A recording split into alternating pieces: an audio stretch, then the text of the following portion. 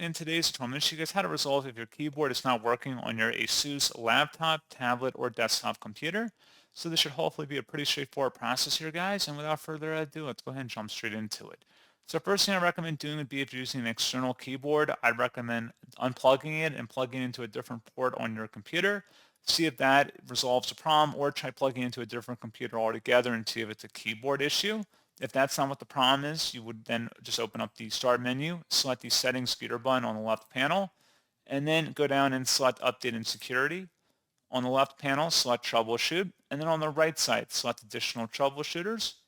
Underneath Find and Fix Other Problems, select Keyboard, find and fix problems with your computer's keyboard settings, run the troubleshooter on that, and then hopefully it would resolve the problem if you had one.